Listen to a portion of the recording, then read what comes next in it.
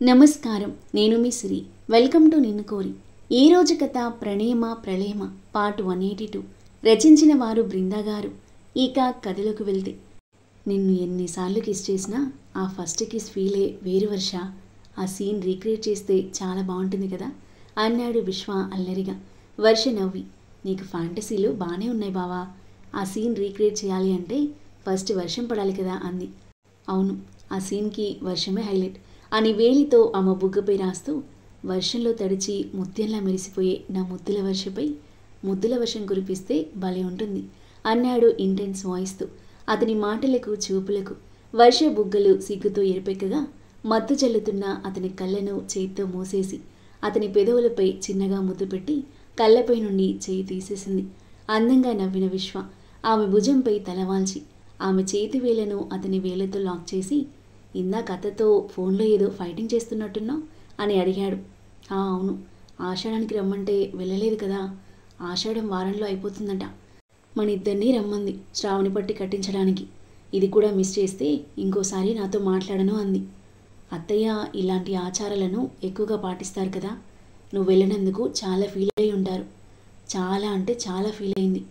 కానీ నేను అక్కడికి వెళ్తే 1 మంత్ నువ్వు సింగిల్గా కంపెనీ ఎలా మేనేజ్ చేసేవాడివి? ఇద్దరం వర్క్ చేస్తేనే కష్టంగా ఉంది. అప్పటికి ఒకే ఇంట్లో ఉండొద్దు అంటే బయట వేరే ఫ్లాట్ తీసుకొని ఉంటానని కూడా చెప్పా. దానికంటే ఇంట్లో ఉండడమే బెటర్ అంది. అందుకే కదా ఇంట్లో ఉన్న వేరే గదిలో ఉంటూ నీకు దూరంగా ఉంటున్నా. పరిస్థితులు అనుకూలించినప్పుడు తప్పదు కదా బావా. ఈసారి వెళ్ళి ఒక 3 days అయినా ఉండొద్దాం. అత్త వాళ్ళు కూడా హ్యాపీగా ఫీల్ అవుతారు. ఓకే బావా. చిన్నగా నవ్వుతూ సైడ్ నుండి అతన్ని హత్తుకుంది. ఇద్దరూ సన్సెట్ని చూస్తూ సరదాగా ఇంట్లో విషయాలు, ఆఫీస్ విషయాలు మాట్లాడుకుంటూ ఉండిపోయారు.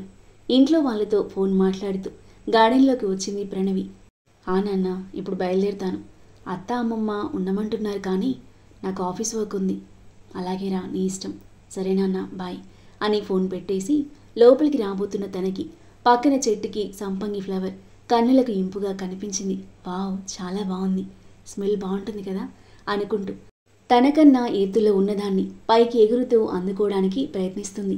అప్పుడే షికారుకు వెళ్ళడానికి బైక్ కీస్ చేతితో తిప్పుకుంటూ బయటికి వచ్చిన అయాన్ పరాగ్గా అటువైపు చూశాడు. అటువైపు ఆమె ఫేసింగ్ ఉండడంతో బ్యాక్ చూసి నిత్య అనుకున్న అయాన్ ఎగురుతున్న తనని చూసి చిన్నగా నవ్వుకొని దగ్గర కదిలి ఆమెను చేతుల్లో పైకి ఎత్తుకున్నాడు. ఒక్కసారిగా తనని చేతులు చుట్టేసి తను గాల్లోకి లేవడంతో కంగారుగా కిందకి చూసిన ప్రణవి తనని అయాన్ ఎత్తుకోవడంతో షాక్తో కూడిన తడబాడుతూ కళ్ళు పెద్దవి చేస్తూ అలాగే బిగుసుకుపోయింది. ఎంతసేపే, త్వరగా తెంపుకో అంటూ అప్పటిదాకా నీళ్ళను చూస్తున్న తలను పైకెత్తిన అయాన్ తనని కళ్ళప్పగించి బొమ్మలా చూస్తున్న ప్రణవిని చూసి తడబడి టక్కున ఆమెను కిందకి వదిలేశాడు. సారీ నిత్య అనుకున్నాను అయాన్ మాటలకు. దించుకున్న తలను చిన్నగా ఆడించి అక్కడి నుండి లోపలికి పరిగెత్తిన ప్రణవి వైపు చూస్తూ, నీకు ఆ పిల్లకి నిత్యకి తేడా తెలియదారా చా అని తనని తానే తిట్టుకొని తల కొట్టుకొని ఫ్లవర్ వైపు చూశాడు. సంపంగి పువ్వా, ఎంత పని చేశావే అనుకుంటూ ఎగిరి ఆ ఫ్లవర్ తెంపి దాని పరిమళాన్ని ఆస్వాదించి ఫ్లవర్ పట్టుకున్న చెయ్యి వెనకాల పెట్టుకుని లోపలికొచ్చాడు. కిచెన్లో వసుధ పక్కన నిలబడి మాట్లాడుతున్న ప్రణవి వైపు చూసి హాల్లో చుట్టూ చూశాడు. ఎవరూ లేరు. వంట చేయడంలో నిమగ్నమైన వసుధను చూస్తూ మెల్లిగా ప్రణవి దగ్గరికి అడుగులు వేసిన అయాన్ ఆమె పక్కన నిలబడేసరికి తొల్లిపడినట్టుగా చూసింది ప్రణవి. ఆమె వైపు ఫ్లవర్ చూపించి ఆమె పక్కనున్న కిచెన్ ప్లాట్ఫామ్పై పెట్టేసి వచ్చి సోఫాలో కూర్చున్నాడు. ఆ ఫ్లవర్ వైపు కొన్ని క్షణాలు చూసిన ప్రణవి తల పక్కకి తిప్పి అయాన్ వైపు చిరు కోపంగా లుక్కిచ్చి ఫ్లవర్ తీసుకోకుండానే నిత్య గదిలోకి వెళ్ళింది. అలా చూస్తుందేంటి? ఎందుకంత కోపం? ఫ్లవర్ ఇచ్చానా లేదా చేతికి ఇవ్వకుండా అక్కడ పెట్టానా? ఏదో ఒక క్లారిటీ ఇచ్చి కోపం చూపించచ్చు కదా. ఈ అమ్మాయిలు అస్సలు అర్థం కారు. అయినా నేనెందుకు ఆ పిల్లని అర్థం చేసుకోవడానికి ప్రయత్నించాలి? ఏదో ఆ పువ్వును కావాలనుకుంది కదా అని తెచ్చిచ్చా. హ్యాపీగా థ్యాంక్స్ చెప్పక కోపంగా లుక్స్ ఇస్తూ వెళ్తుంది. ఏంటో ఏమో తనలో తానే గొనుక్కొని లేచి బయటకు వెళ్తున్న అయాన్ వసుధ పిలుపుకి ఆగి ఏంటన్నట్టుగా చూశాడు. ప్రణవిని హాస్టల్ దగ్గర డ్రాప్ చేసి వెళ్ళినానా? అయాన్ ఉఫ్ అనుకొని, సరే రమ్మను, నేను బయట వెయిట్ చేస్తాను అంటూ బయటకు వెళ్ళాడు. బాయ్ నిత్య తనని ఆత్మీయంగా హత్తుకొని అందరి దగ్గరికి వెళ్ళి బాయ్ చెప్పి బయటికి వస్తున్న ఆరుని నవ్వుతూ చూసి వెళ్ళొస్తాక అని తన చేతిలో బాబుకి ముద్దిచ్చి బయటకు వచ్చింది. త్వరగా ఎక్కు, నాకు చాలా పనులున్నాయి.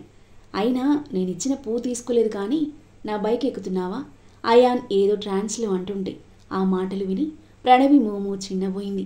బైక్ ఎక్కేదల్లా ఆగి, సారీ, ఇంకెప్పుడు మీ బైక్ ఎక్కను అని ప్రణవి విసవిస వెళ్తుంటే చ అని కళ్ళు మూసి తెరిచిన అయాన్, ఓయ్ ఆగు, నేనేదో నార్మల్గా అన్నాను, ఫ్లవర్ తీసుకోలేదని, టేక్ ఇట్ ఈజీ అంటూ ఆమె పక్కన బైక్ స్లోగా డ్రైవ్ చేస్తుంటే అతన్ని పట్టించుకోకుండా వెళ్ళి రోడ్డు మీద ఆటో కోసం చూస్తుంది. ఆమె పక్కన బైక్ ఆపి అసహనంగా చూస్తూ, ఏంటి ఎక్కువ చేస్తున్నావు, బాగా ఈగో నీకు అన్నాడు. ప్రణవి చురుగ్గా లుక్కిచ్చి, దీన్ని ఈగో అనరు, సెల్ఫ్ రెస్పెక్ట్ అంటారు అని ఎదురుగా వచ్చిన ఆటో ఆపి ఎక్కి కూర్చుంది. అసలేంటి పిల్ల, బాబోయ్ మెంటలెక్కిపోతుంది, పోతే పోని నాకేంటి అని బైక్ స్టార్ట్ చేసిన అయాన్, అసలే చీకటి పడింది, మామ్ నన్ను డ్రాప్ చేయమంది, ఆటోవాడు చూస్తే తేడాగా ఉన్నాడు, ఏమైనా అయింది అంటే అమ్మో ఎందుకు వచ్చిన ఈగోల గోల, హాస్టల్ వరకు తోడుగా వెళ్దాం అనుకుని ఆటో పక్కన డ్రైవ్ చేస్తున్నాడు.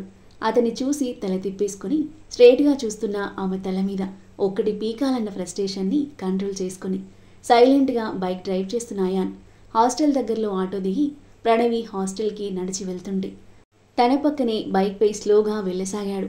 హాస్టల్ రాగానే అతని వైపు ఒకసారి చూసి సైలెంట్గా లోపలికి వెళ్ళిపోయిన తన వైపే కళ్ళు చిన్నవి చేసి గుర్రుగా చూస్తూ బాగా టెక్కు అని తిట్టుకుంటూ అక్కడి నుండి తన ఫ్రెండ్స్ని మీట్ అవ్వడానికి వెళ్ళిపోయాడు అయాన్. 3 రోజుల తర్వాత కొద్దిగా కోలుకున్న మహి వర్ణికతో పాటు ఆఫీస్కి వెళ్ళడం మొదలుపెట్టాడు.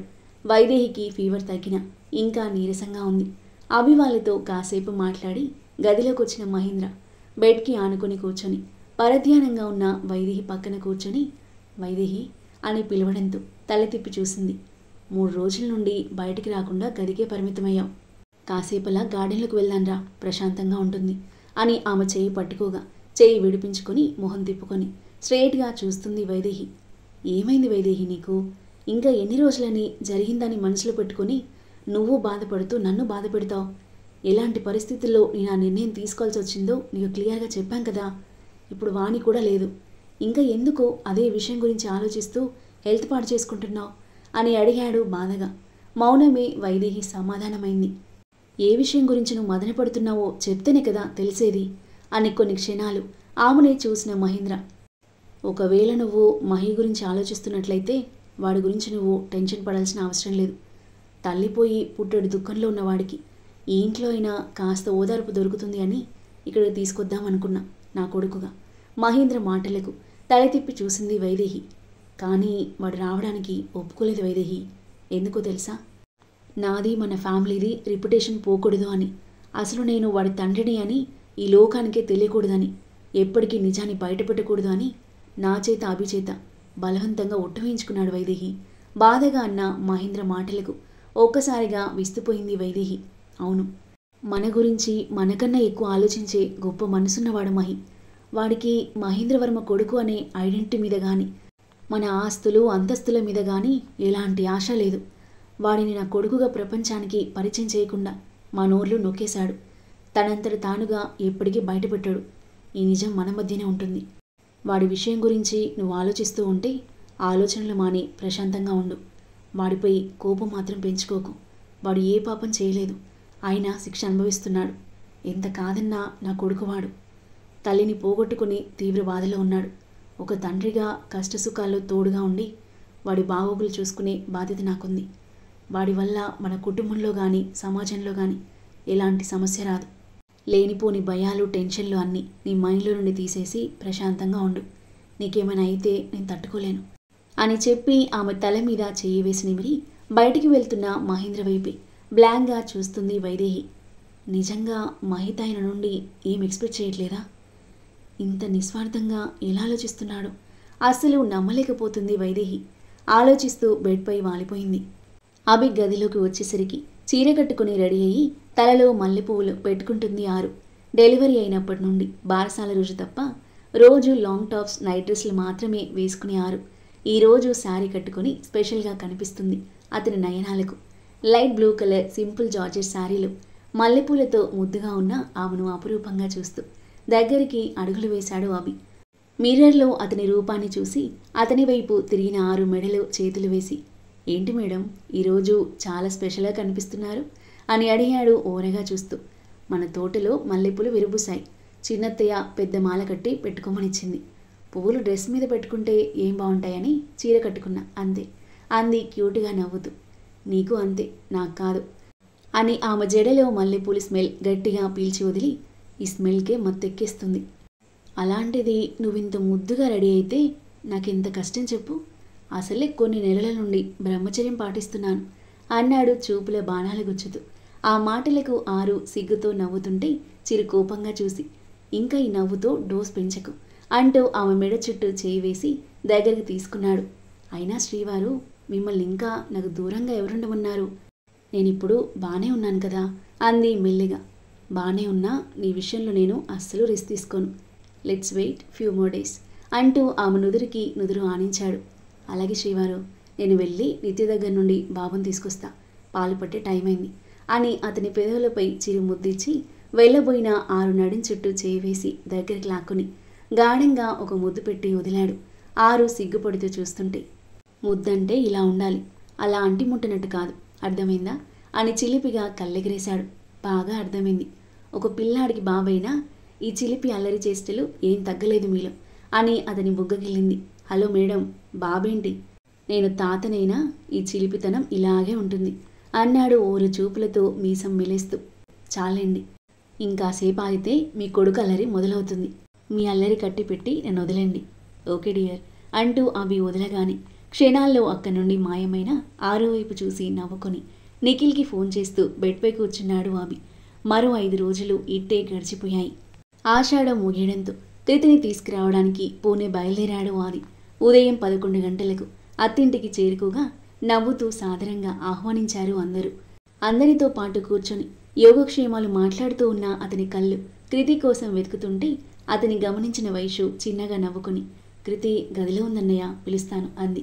వద్దు వైష్ణవి, నేనే వెళ్తాలే అంటూ అక్కడి నుండి లేచి కృతి గదిలోకి వెళ్ళాడు ఆది. తలస్నానం చేసి చీర కట్టుకున్న కృతి తడి జుట్టును చేతితో వెనక్కి వేసుకుంటూ గుమ్మం వైపు తిరిగేసరికి చేతులు కట్టుకుని తననే చూస్తూ కనిపించాడు ఆది. అతన్ని చూడగానే కృతి మోము 1000 వోల్టుల బల్బులా వెలిగిపోయింది. నెల రోజుల ఆమె ఎదురు చూపులకు నిరీక్షణకు ముగింపు పలుకుతూ ఆది తన ఎదుట నిలిచేసరికి ఆమె మనసు సంతోషంతో ఉక్కిరిబిక్కిరైంది. హైకోతి అంటూ దగ్గరకొస్తున్న ఆదిని పరిగెత్తుకుంటూ వెళ్ళి గట్టిగా హత్తుకుంది. ఆ తరువాత ఏం జరగబోతుంది? ఆది కృతుల మధ్య ఎలాంటి క్యూట్ సన్నివేశాలు చోటు చేసుకోబోతున్నాయి? మహేంద్ర ఫ్యామిలీలో ఎలాంటి సంఘటనలు జరగనున్నాయి? అద్భుతమైన కథనంతో ఊహించని ట్విస్ట్లతో క్యూట్ రొమాంటిక్ సీన్లతో ఇంట్రెస్టింగ్గా సాగి ఈ కథ యొక్క నెక్స్ట్ ఎపిసోడ్ కోసం మన నెక్స్ట్ వీడియో చూడండి. కథ నచ్చితే లైక్ చేసి కామెంట్ చేయండి. ఇంకా ఇలాంటి ఇంట్రెస్టింగ్ స్టోరీస్ కోసం మన ఛానల్ని సబ్స్క్రైబ్ చేయండి. Thank you for listening.